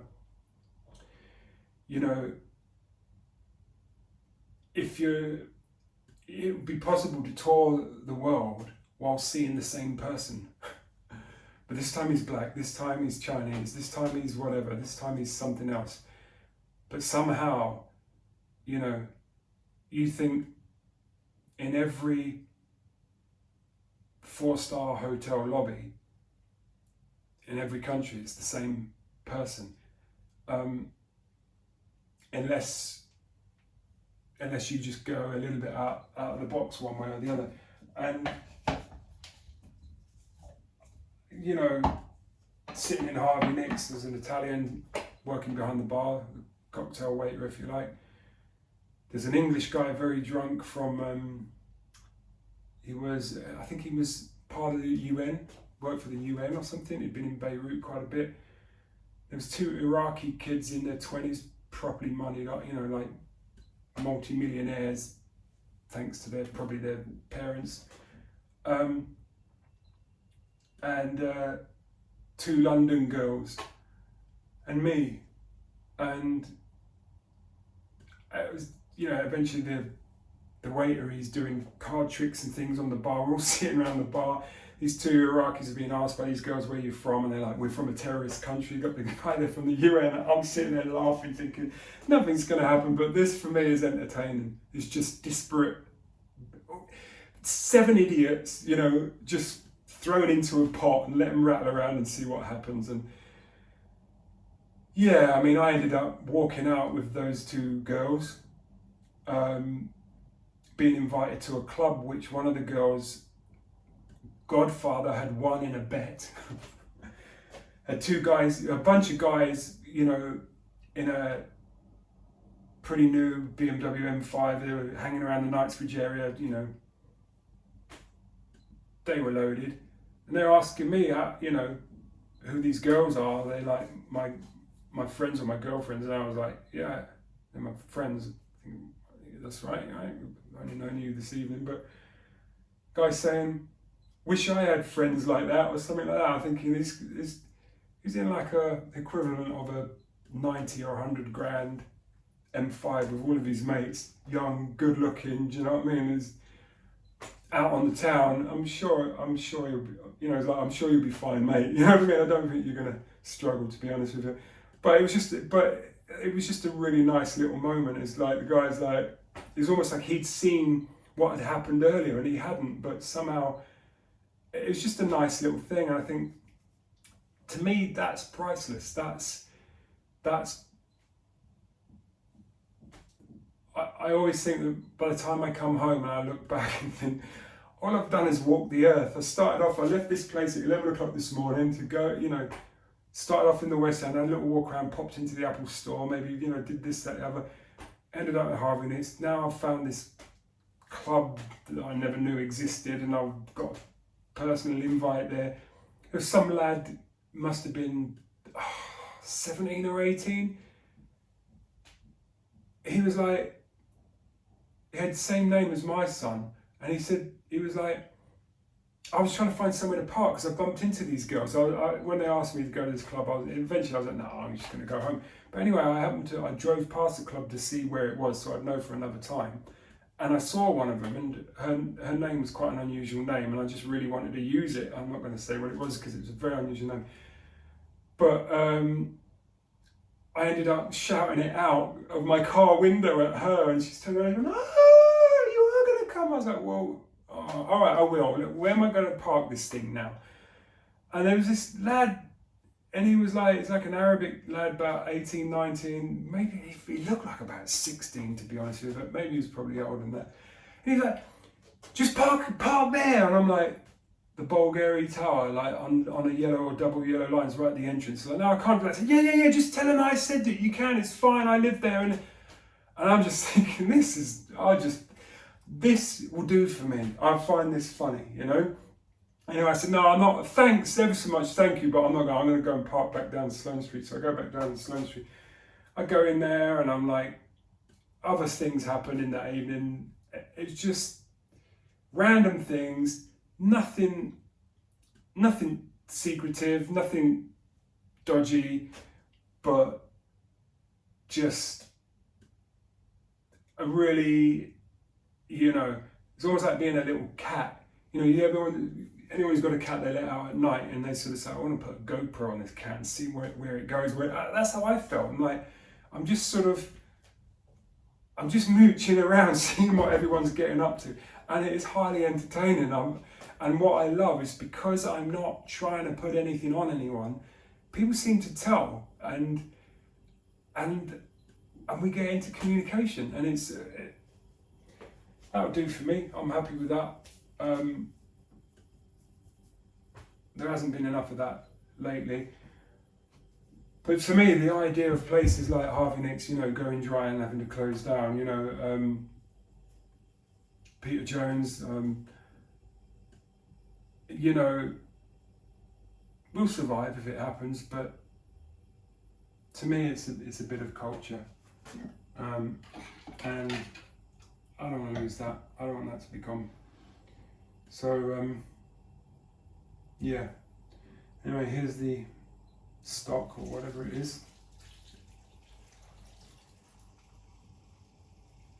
Like a sober version of Floyd, I think. I'm not going to have a swig of my, that didn't all come out. I'm not going to have a swig of my wine. I think the thing on the anecdotes is that it helps when you've grown up with that person, like Lenny Henry. I probably wouldn't laugh out loud at anything, it sounds a bit condemnatory, doesn't it? At anything that he'd say these days. I don't think I would. Used to, not maybe as much as other people did, because I was never sort of, I thought it was a bit too much variety show. I'm not really, that's not really my thing, you know.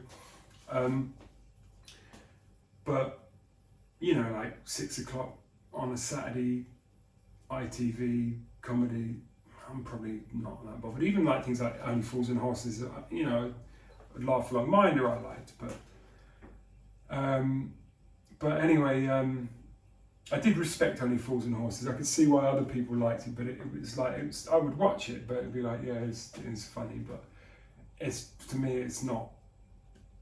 The only way it's legendary for me is because of what it means to everybody else, and it's like I was there when everybody else was well into it. So, you know, I'm like, oh wow, you know, it's funny. Some of these things you find funnier as you get older as well, but anyway, Lenny Henry, I would probably, same thing, I could probably sit and watch him just smiling and just think, oh cool, you know, made me laugh a couple of times, and I like him or whatever. But a lot of that would be if I hadn't grown up, you know, if he hadn't hit the heights, actually, not just the fact of whether or not I'd known him for a while, you know, become a bit of an institution, if you like, in my world or whatever, or in our world. But you sort of also, you have to, it's like watching a good footballer. If he's given you some unforgettable moments, there's that nice sort of satisfaction of watching him play, and he's not a brilliant footballer, he's a good footballer, but I tell you what, every so often he does something you'll never forget. So then you get those other players who are always on that, you know, so you expect that from you. You go to watch Messi and you just like, come on, do something, do one of your tricks, come on. I substituted him, you know, or whatever. That's the PSG one last year. But then there are people who, like I say, you just are content to watch them and see what their contribution. You're happy with their level of interaction and contribution to the team, if you like. And then every so often they surprise you, he's done it again. What is he playing at? You know, Gaza was brilliant, although that was on a whole other level. He was entertaining on a whole other level. But anyway, don't really know what I'm doing now, but sharing a few stories. We're not in a pub. I'm not drunk. I don't drink. I'm not famous. But I do want to communicate to people. I do want to talk to people. I might not make people. Well, there are people I make laugh, but at the end of the day, I care about things I care about, just like you care about things you care about. I just want to share them, rather than waiting until there's some significant excuse or reason or point of focus. It's like, well, that's probably going to be my death, and I'm not going to be able to do much about that, am I? At that point, you know. Oh, one last thing. Let me just get out of the coffin. What I forgot, I meant to say. I'm still going. Jeez, no, I'm not paying. You lot can pay, but I just want to say, I wanted to tell you all this time. Yeah, too late. So, I just want to share. And to be honest with you, I don't want to share to myself or share to one person. I'm only sharing if somebody hears it. I can write songs so quickly, but they get stuck on the production line, and even if I get them down the end of the production line, as in properly produced and all the rest of it and out there, they might not get much of an audience. I might be satisfied if at least I've got my point out, but at the next point, really, at that point, it's not even just about the money. It's like, can it get listened to, please? Can it get shared? Can it get absorbed by people? Can it entertain people, please? Can you get to the end of the night and say, oh, nice one. I didn't realise he was so good, actually. I'm quite happy with that, you know. I think, there you go. I've contributed. So, yeah. So for that reason, is it a segue? Like, subscribe, share, comment, let me know. You can hate on me if you want, but it's not really going to be a very long conversation, is it? And nor is it going to be necessarily a long conversation if you say something nice, but it might last in my universe longer if it's something decent to share. But anyway, say what you will. There's my food. What I'm going to do is what I always do. As a last little recce around, in case there's anything I forgot or could have done. Like, here you go, there's one. Right there. Garlic that's well ready to be finished off before it dries out and disappears. Where does, oh, I suppose it's water, isn't it? I was going to say, where does garlic go when it dries up?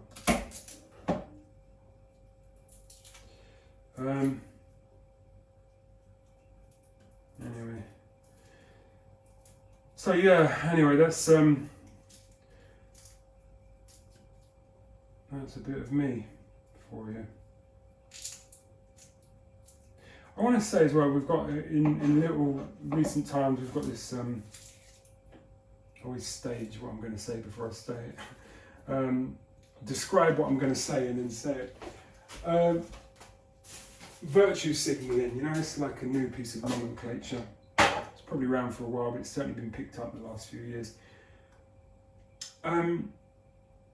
Obviously, you'll always find people who pick holes in what you're saying, and I don't want to make excuses for myself.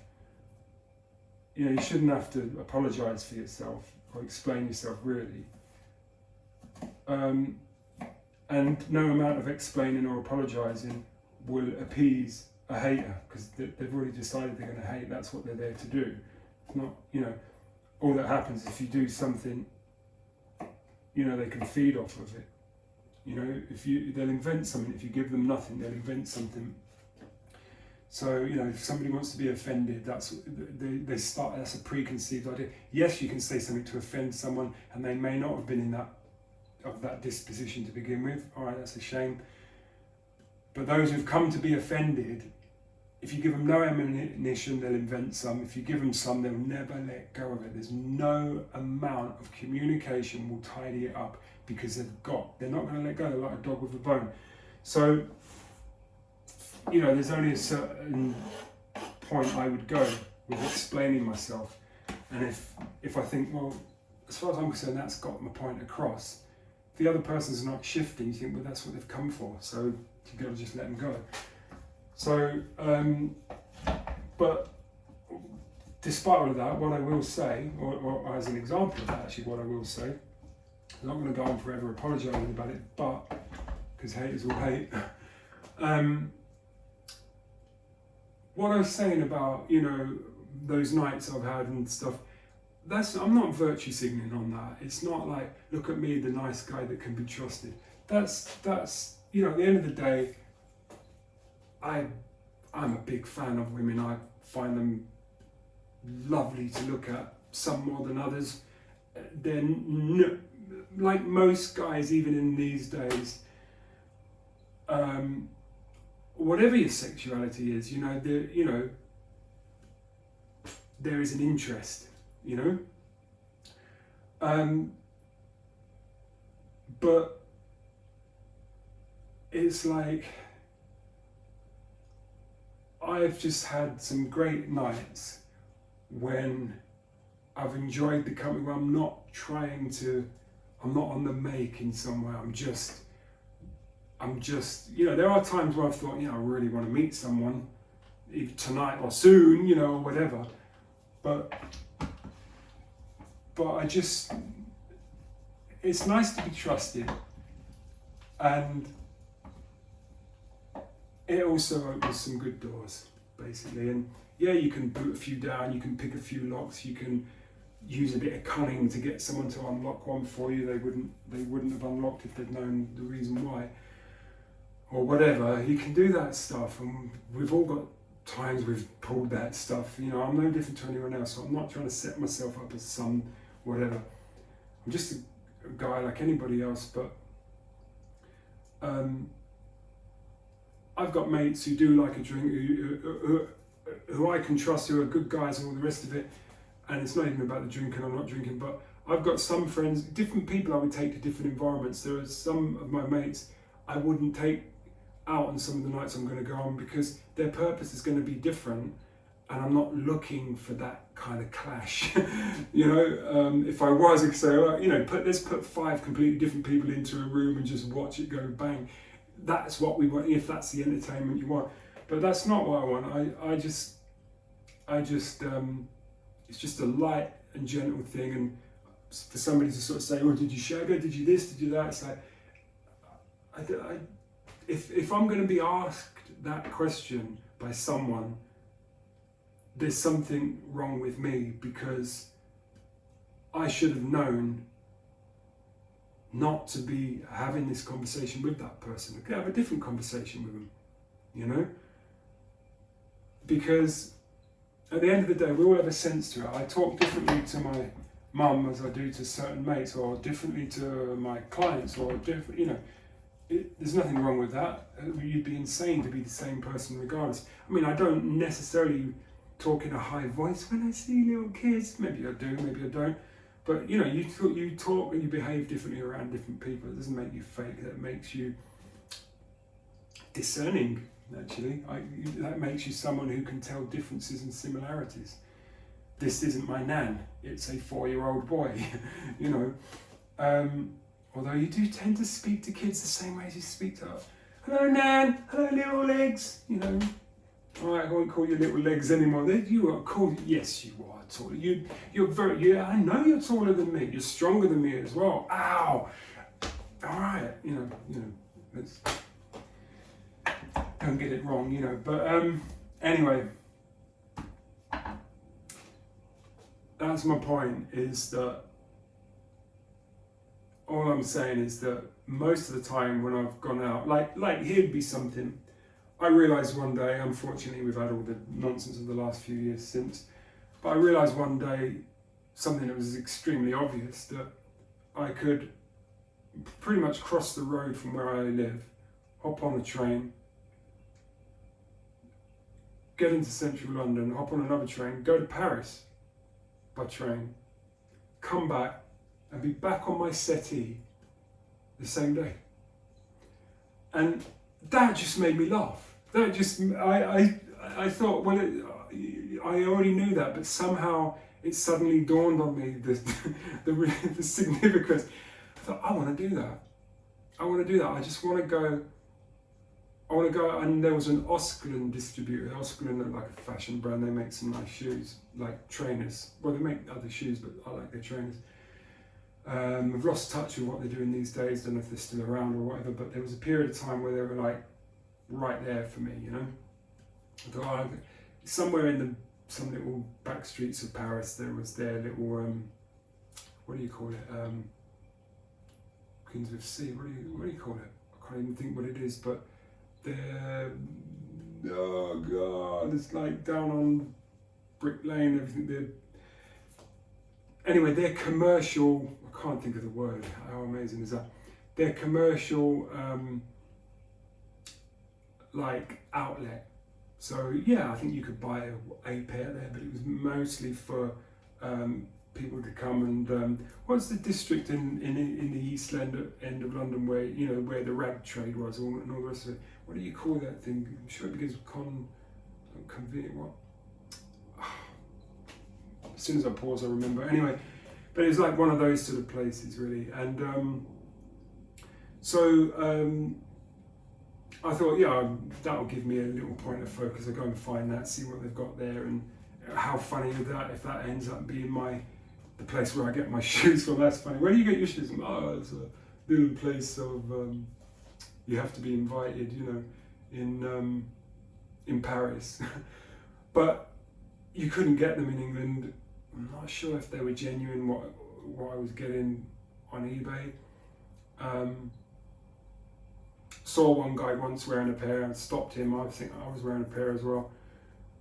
His wasn't the same as mine. I said, where did you get those from? I said, oh man. I said, Auckland. He said, yeah. I said, where did you get them from? He went, Brazil. I was like, because they're Brazilian. Yeah, all right, fair enough. I thought he was going to say like, oh, you get them down, well, maybe not Shepherd's Bush Market, but you know what I mean, something. Anyway, so that was what I was going to do, and I thought that would be great. I'd go and have a little brunch somewhere in Paris, see this shoe place, have a little wander around, maybe see the Eiffel Tower, whatever. Anyway, get back home, get on my settee, flick the telly on, and just lie there and think that was fun. That was funny. Other people say, well, why not go for the weekend or whatever? But it's like, yeah, then it gets complicated. And you think of finding more money and somewhere to stay and what else are you going to do? And it's fine, and probably I would have gone back. I had been a couple of times, but for different reasons. Went on a march there once. So that's the sort of thing for me. It's like I'm just entertained myself. Other people might be bored with that. I think, if you're going to do it, let's go for a long weekend. City break, let's get hammered, let's see a game of football, let's whatever. Fine, it's just a different thing. But I went to South Africa for a day. Literally, it was 2 days. It was one day. I was there less than 24 hours, I think. So, I arrived on the Saturday afternoon, came home on the Sunday afternoon or something. Performed a song live, which was about wanting to go to Africa. Job done. I went back some months or so later for 5 weeks, ended up staying 7 weeks. So, that's just my thing. I thought I haven't been to the new Wembley. It's literally, well, on a fast train, it's 2 stops away from me. Pretty much outside my front door. If you were standing on the train platform and I knew you, I would be able to recognise you. That's how close the station is. And I suddenly thought, one of these days it's going to turn out I never went. That was my thought. So I was like, all right, what have we got? I had a look and I was like, perfect. Johnson's Paint Rover Trophy or whatever it is. Johnson's, anyway. The cup competition between Tier 3 and Tier 4, which now includes the under-21 teams, but I don't think it did then. Bristol City versus Walsall. I'm like, I'll get a ticket in the Walsall end, no problem.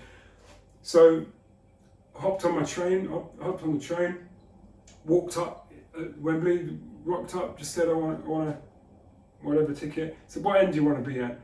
I said, there's tickets for both. He said, well, there's a few in the Bristol end, but there's more in the Walsall end. I thought, well, 2 things. One, I don't want to be in the Bristol end looking at an empty stadium.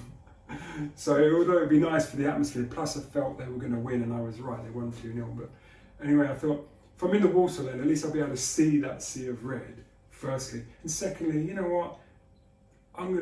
Let's give Walsall a couple of quid. Do you know what I mean? If they've gone to Wembley and they haven't even jammed it with Aston Villa fans, anyway, it was a bigger crowd than I thought. I didn't feel it when I was there, but I was talking to my brother about it recently, and it was bigger than I thought, the crowd. But anyway, so I watched it. I thought it'd be nice if Walsall scored, but they didn't, because it's always nice if you're in the crowd, if they have a moment.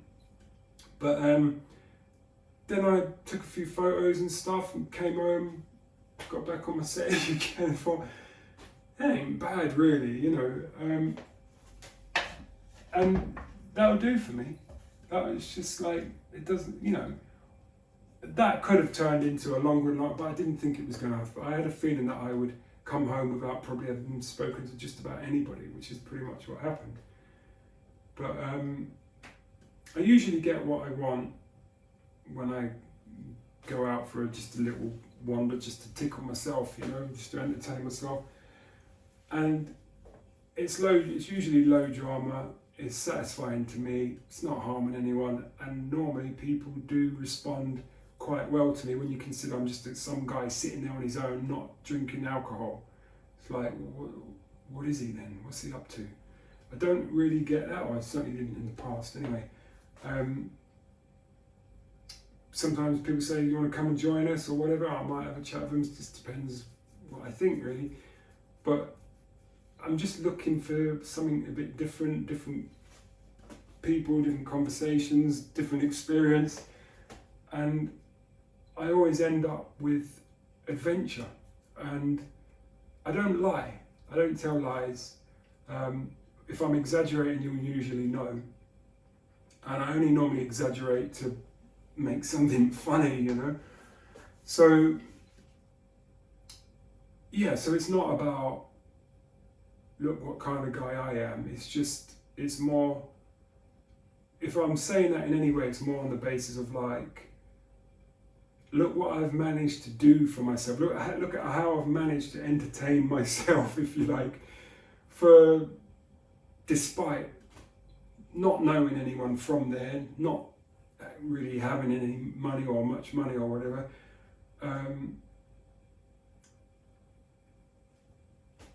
I think I'm just happy with that, and I also it's nice to see people doing what makes them relax. If I see somebody having a drink and that's their thing, I'm happy with that, to see them thinking,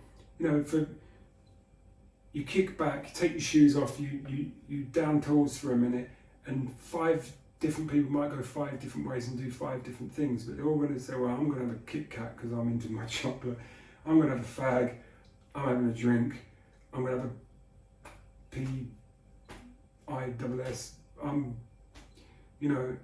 me, I'm kind of like, I'm going to look around this place because it looks quite, I want to come back here, but I'll go another little wander around the place, or maybe I won't, maybe I'll go to the loo, whatever. I'm just saying that I'm quite happy for people to do what they do, if that's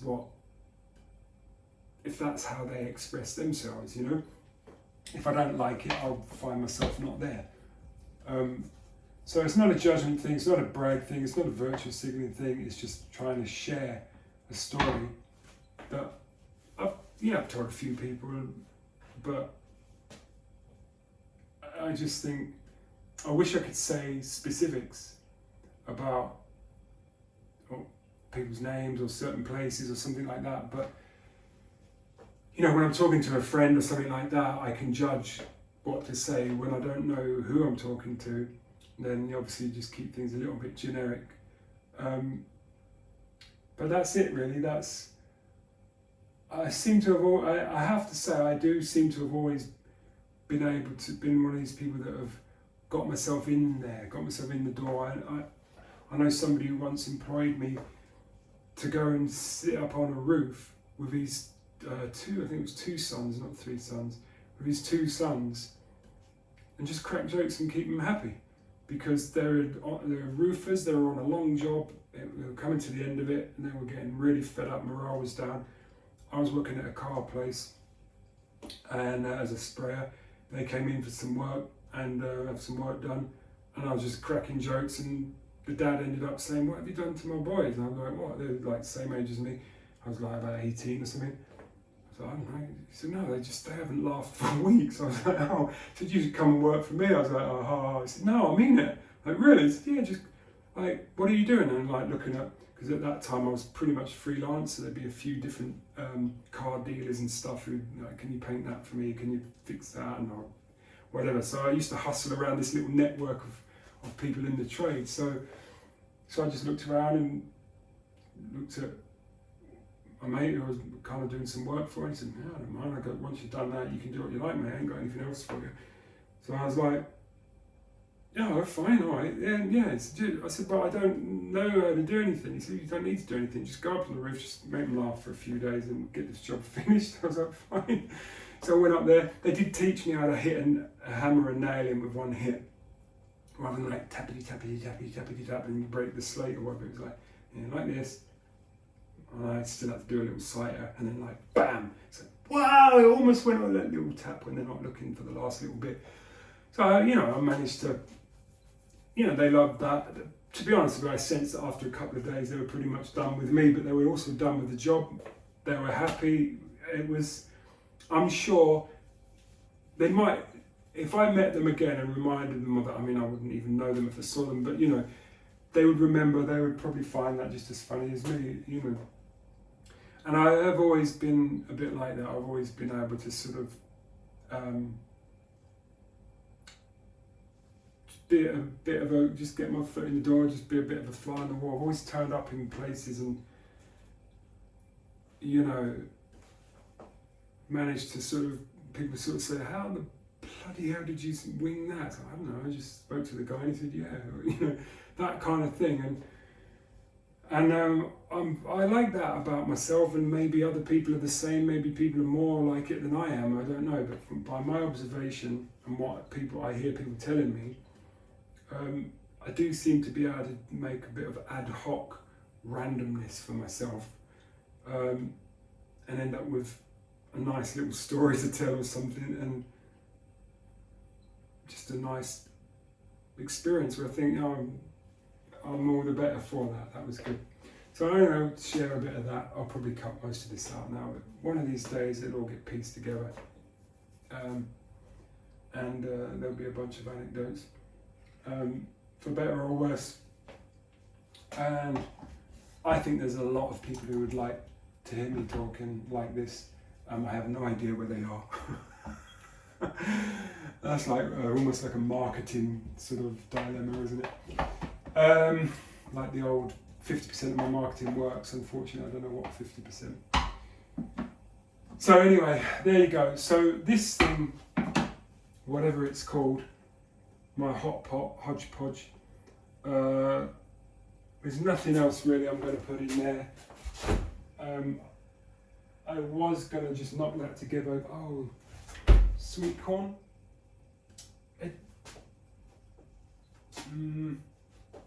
This is a small tin of it. Don't know why I'm doing this, but I'm putting some sweet corn in it. With or without the sweet corn juice.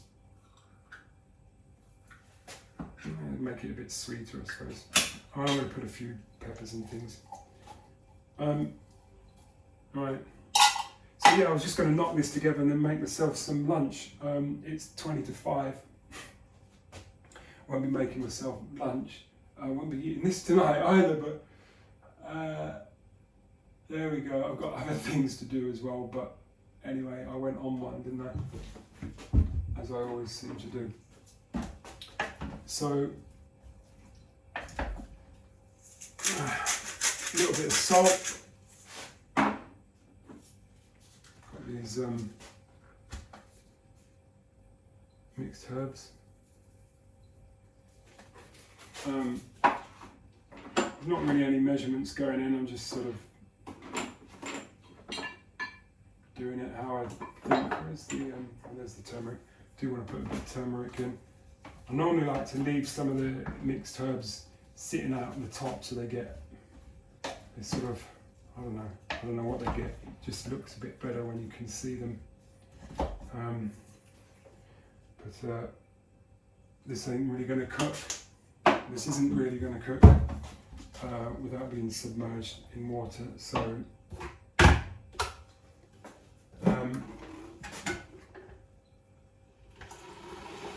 yeah. I do have a lovely water filter. It needs recommissioning. It's sort of gotten a mixture of problems. It's not really cheap to do it. It's a decent water filter. Sort of most water filters, I used to pay £100 for a little cartridge. They're probably half that now. I had a tap that, when it was needed to be changed, it used to shut itself off, so you could tell the water would be coming out slower and slower, and you'd have to order another one. But I changed it for this special one, which is pretty good. But anyway, now it's like reverse osmosis. It's 7-stage filtration and God knows what else. And it's not working. And it's not going to be cheap to fix it. So it's in the queue with a bunch of other stuff. It's not really next on the list either. Depends what sort of money comes in, I suppose. But anyway, there you go. So for this now, I'm just gonna almost turning it into soup. I don't know of any other way in the slow cooker to make sure that everything cooks. Maybe somebody wants to tell me, it's fine. I can always Google it, but it'd be much more fun to read it in the comments. So anyway, so there you go, and it's on high. It's 4:45. Normally it'd be 6 hours, and then I put it onto low. So 11:15. You know, I'll put it on keep warm for overnight, I suppose. So I won't be eating this tonight, but I'll have it tomorrow. And because there's enough meat in there, a bit too much meat really, it's gonna, as I say, I get maybe 3 meals out of this normally, but the second and third ones are like this. I do need some meat. I do need a bit of protein, and meat's the easiest way for me to get that. And I know, you know, there's other ways of doing it, but anyway, this one, because of the meat that's in there, it should still be a decent second and possibly third helping. And what I should probably really do is, when I've had the first lot, put it in something, obviously let it cool, put it in something, put it in the fridge. That way I don't have to eat this for the next 2 days. I could have some another day. You know, something in between. Anyway, there it is. So there's some sort of a casserole. Sweet potatoes, regular potatoes, which I use the baking ones because, damn, some of them are weird shapes and you wouldn't want to eat a baked potato that's, you know, looks like it's been spat out. But you can cut those up, so I use those. Had a bit of sweet corn in the end, put a little bit of garlic in there, bunch of meat which I seared first, already diced. I'm not going to be sitting and cutting up meat, and some swede. I would have put on an onion. I've got red onions now for whatever I make next, but that was the last of the white onions, so use that up. A little bit of turmeric, bunch of vegetable stock cubes, with obviously some water, a little bit of Himalayan salt, very little, should be a lot more, but there'll be salt obviously in the stock and stuff, and some mixed herbs. Got a couple of other things I could put in there, but I'm not going to. Got this smoked chili basia or something, barissa. No. I think that has to be cooked. Not cooked, but like not marinated, but I don't think you just put it on something when you're ready to eat it. I think you put it in with something. So, yeah, why not? I don't know where that came from. There's quite a few things that I've ended up with. I'll put about that much, which will, if I put less than that in, you won't really know it's there. So this will actually, yeah. Get all of the, sorry. There you go. So that's that.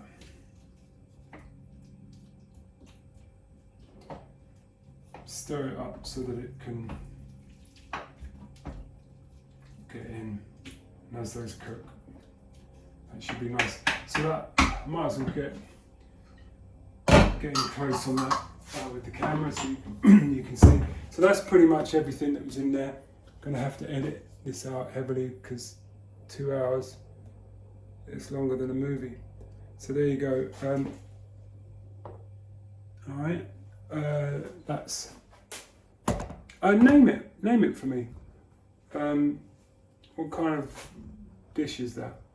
Something with a casserole, Cambo casserole, Paul casserole, whatever. I don't know. And let me know what you think and what I've done right or wrong. Obviously, I don't know if I put lentils in there probably instead of the meat, but there's all kinds of other things. If you've got something you're actually itching to say it.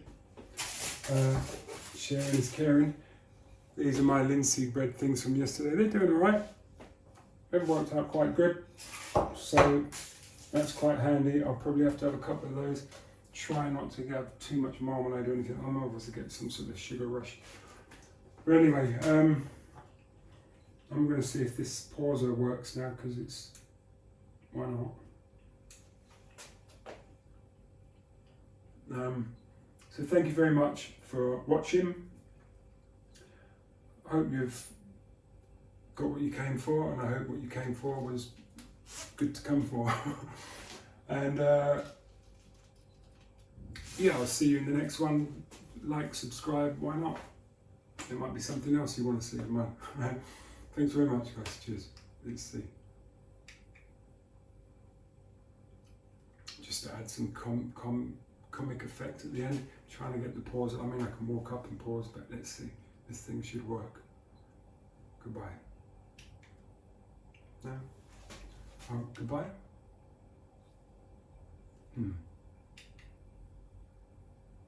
Just doesn't want to pause. All right. Well, at least if I do it, I know it's done. Cheers. Bye.